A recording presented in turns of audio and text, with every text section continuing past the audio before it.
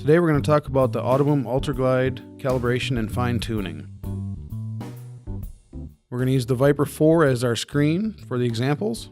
To get to the calibration tab, select the AutoBoom settings and go to the fourth tab.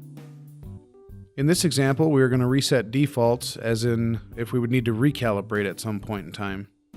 As a reminder, a recalibration is always recommended if you'd make any changes to the boom dynamics, such as weight, hydraulic fluid, etc. One thing to keep in mind during calibration is that we want to have the engine at operating RPM and the hydraulic fluid at operating temperature. After we reset the defaults, the first thing we want to do is set the target height to at least 30 inches or more. After that, we'll want to calibrate the left side first. You should see the boom move up first, and then it will stabilize. The left side takes approximately 30 seconds to calibrate. After the left side has completed calibrating, we'll move on to the right side. The right side calibration will move less as it uses the left side calibration as a baseline. Finally, we'll do the center calibration. To start the center rack calibration, we want to raise the center rack up for 6 seconds. Keep raising it even if it reaches the top limit. After that, we do the same. We lower it for at least 6 seconds, even if it reaches the bottom limit. If you're calibrating a machine that has XT installed, your center rack calibration will appear a little different. First thing you need to do is set the forward number on the XT node. There's a visual graphic on the calibration screen that helps you locate that number. After we select the forward number, we want to calibrate the center rack. During the calibration, the left and right booms will move up and down while the center rack roll is calibrated. Once you've completed the calibration, we strongly recommend fine-tuning your system. The reason for this is the calibration learned the hydraulic requirements to raise the booms and to hold them steady. Fine-tuning allows the user to set up what the booms react to and how they react. There are 3 settings for the fine-tuning: sensitivity, speed, and stability.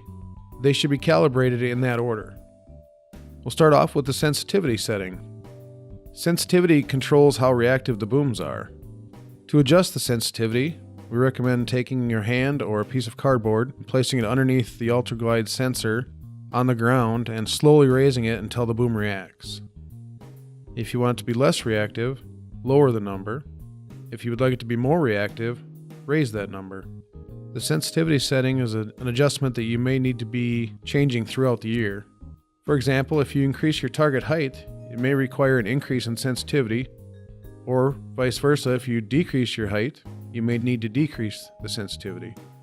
This ultimately depends on whether you're reading from the ground or the canopy, and if you are reading from the canopy, how full that canopy is. The next setting we would like you to adjust is the speed setting. To see what adjustment you may need to make, place your hand on the ground under the sensor and move it up about roughly 1 meter per second. The boom should react. Pull your hand away. The boom should move approximately at the same speed your hand did and only travel about 1 foot past. If the boom overreacted and went up too fast, we can decrease that speed setting. If the boom didn't raise fast enough, we can increase that setting. So as a note, if you selected a machine profile when you were setting up the calibration, you may be locked into a certain range of settings for the speed. If you find you need to go outside of that range, above or below, you may need to select a generic profile instead of a specific machine. When you select that profile, you will want to know what the static pressure for your boom is so you can select the proper speed table. Now we'll move on to the third and final setting, stability, which keeps the opposite boom from dropping when the other side raises. To adjust this setting, place your hand underneath the UltraGlide sensor. Quickly raise it and take it away. The opposite boom should go up slightly to keep it from going into the ground. If the opposite boom raises too much, we need to raise the calibration number.